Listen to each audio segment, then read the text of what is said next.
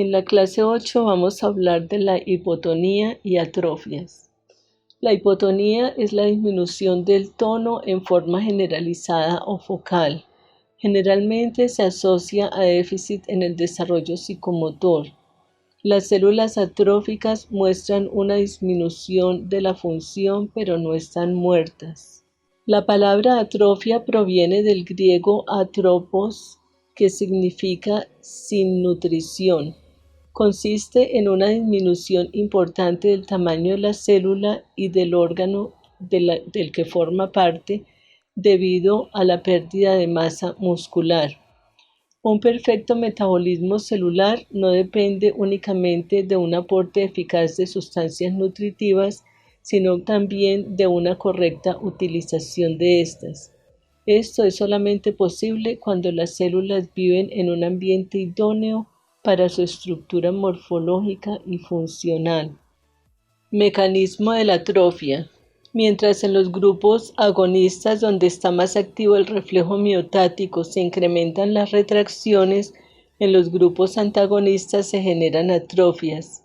La retracción no permite que los nutrientes ni la conducción nerviosa pasen a los segmentos distales.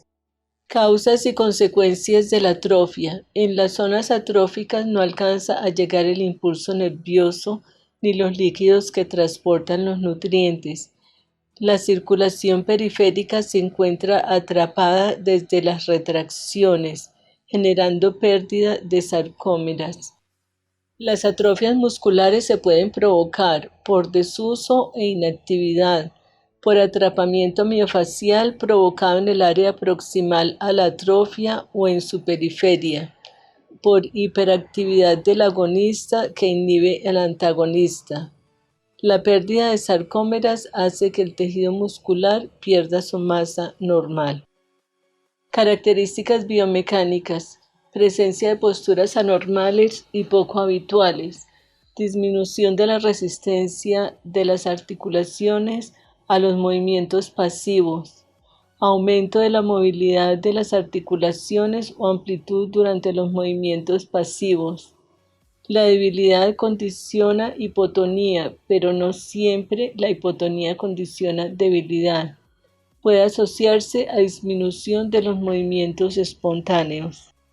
En las siguientes imágenes vemos una paciente que presenta Guillain-Barré y estoy mostrándoles cómo se manifiestan las atrofias, principalmente en la parte distal de la canaleta radiocubital, en la palma de la mano, en el dorso de la mano. Las partes distales son las que más se afectan porque las áreas proximales le están bloqueando el flujo nervioso y el flujo de líquidos intersticiales que le impiden llegar hasta esta zona distal. Características de las atrofias en disfunciones neurológicas. Los pacientes con lesión de la neurona motora superior presentan con frecuencia flacidez en la primera etapa de la lesión, pérdida del tono intraarticular, parecen como desarticulados. Los tejidos de soporte periféricos a la articulación se tornan flácidos. Con frecuencia las atrofias se presentan en pacientes que no han recibido adecuada atención al iniciar la lesión. Por tanto, debemos hacer intervención precoz para prevenir el posicionamiento de factores inhibidores.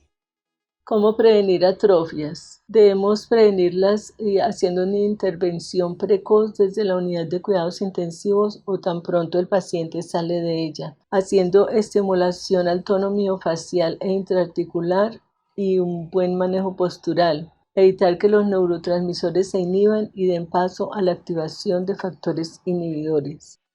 ¿Cómo tratar atrofias? Con estimulación miofacial a todos los tejidos incorporados en el segmento afectado, con drenajes linfáticos para mover los líquidos intersticiales, con manejo postural y tonificación al sistema estructural, músculos, tendones, articulaciones y fascia. Métodos para tratar atrofias. Las atrofias se pueden controlar con masaje terapéutico, la terapia miofacial porque nos ayuda a mover los líquidos intersticiales, El método Rudd con la técnica Stroking ayuda a activar la circulación sanguínea y la nutrición celular, y el manejo postural nos evita la formación de retracciones y contracturas.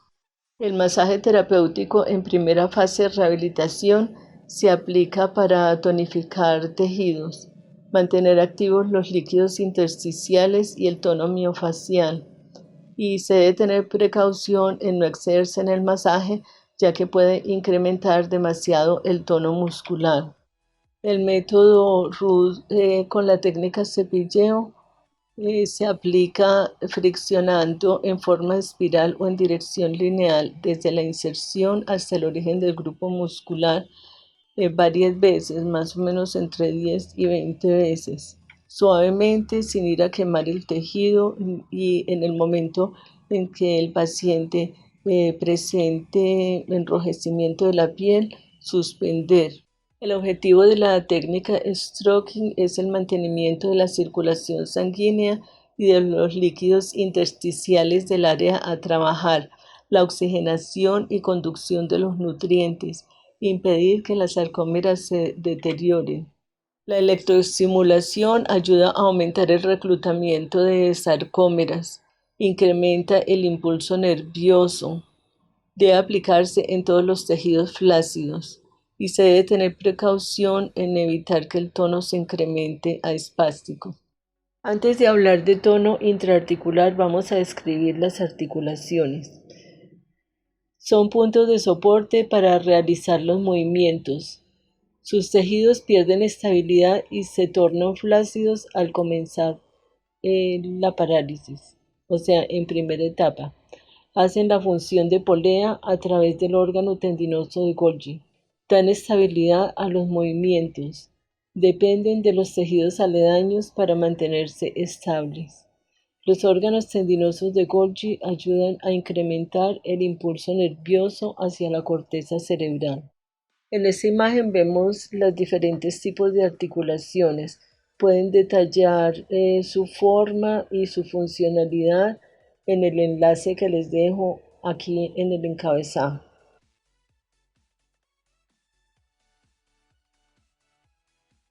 El tono intraarticular es el grado de estabilidad que dan las estructuras que sostienen la articulación, que son ligamentos, tendones, y permiten y facilitan el movimiento articular dentro de las direcciones anatómicas naturales. Restringen aquellos movimientos que son anatómicamente anormales. Impiden lesiones o protrusiones que podrían surgir por determinado tipo de movimiento o postura. Los ligamentos también pueden alterar su tono normal, impidiendo la estabilidad de estas estructuras y los movimientos correspondientes al segmento comprometido. Sobre los ligamentos, son bandas de tejido conjuntivo fibroso muy sólido y elástico que unen los huesos entre sí en el seno de una articulación. Permiten y facilitan el movimiento articular dentro de las direcciones anatómicas normales. Restringen aquellos movimientos que son anatómicamente anormales. Impiden lesiones o protrusiones que podrían surgir por determinado tipo de movimiento o postura. Juegan un papel muy significativo en el sistema musculoesquelético.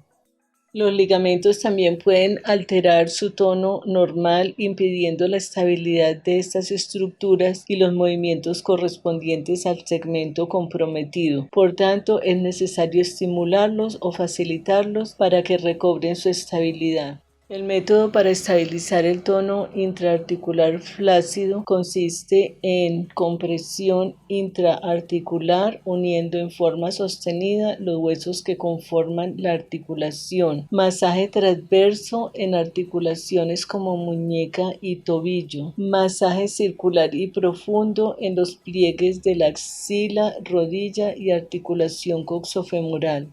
Configuración de los ligamentos de acuerdo a cada articulación. En estas diapositivas miramos las imágenes sobre la distribución de los ligamentos según la función que desempeña cada segmento. Cuando los ligamentos se fusionan por una parálisis, tratan de calcificarse, por lo cual congelan las articulaciones. De ahí que sea más importante el trabajo miofacial que se hace a este nivel que el mismo trabajo muscular, porque si logramos liberar una articulación, el segmento puede trabajar más fácilmente. Entonces aquí vemos ligamentos a nivel de hombro, de codo, los de la muñeca, los de la mano, de la cadera, la rodilla, vemos la estructura de la rodilla y los ligamentos del pie. El tendón de Aquiles, cómo está configurado, está terminando en la planta del pie a nivel del calcáneo. Implementos para estimular el tono intraarticular. Los aparatos que les voy a describir ahora son de uso opcional porque todos los profesionales no tienen acceso a ellos, y además al ser trabajo domiciliario se debe dar instrucciones sencillas a la familia con adaptaciones que sean de fácil manejo para ellos. Por tanto, el electroestimulador y el masajeador eléctrico no necesariamente los tienen que utilizar, pero sí yo utilizo unas ayudas que son muy prácticas, que son unas varitas para esta estimulación, que son en forma alargada y redondeadas las puntas, con dimensiones de 20 centímetros de largo y puntas redondeadas en dos tamaños. En la siguiente diapositiva se las muestro, son hechas en madera de pino. Estas fueron hechas en madera de pino. Resultados de realizar una buena estimulación intraarticular. El paciente percibirá mejor impulso nervioso.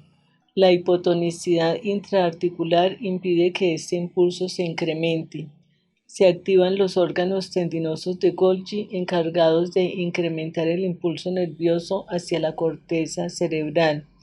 Mientras más estabilidad intraarticular, mejor control postural. Y el paciente empieza a sentir el segmento como parte suya, o sea, en la medida que logramos liberar estos ligamentos, la conducción nerviosa se hace mejor, porque los nervios han estado atrapados para sensibilidad y motricidad. Manejo de la flacidez. En primera etapa o flácida, la actividad es cero cerebral o sin conducción nerviosa, y en esta etapa se empieza el proceso de tonificación. Los pacientes que no han recibido adecuada atención al iniciar su lesión pueden llegar a atrofiarse. Los órganos tendinosos de Golgi incrementan el impulso nervioso hacia la corteza cerebral una vez se haya logrado esta conexión nerviosa a través de las aferencias. La tonificación miofacial y articular es esencial para incrementar el impulso nervioso y dar estabilidad a los movimientos. La flacidez en parálisis indica que no hay conducción nerviosa, que el paciente está desconectado cerebralmente y el impulso nervioso está inactivo. Este cuadro es característico de la etapa aguda o primera etapa, donde el paciente se encuentra en estado crítico o de coma. El paciente por sí solo no tendrá la capacidad para autoestimularse, por lo cual es necesario que reciba estos estímulos de forma inducida. Entonces se debe realizar masaje vigoroso pero no doloroso de distal a proximal en la masa muscular y las articulaciones.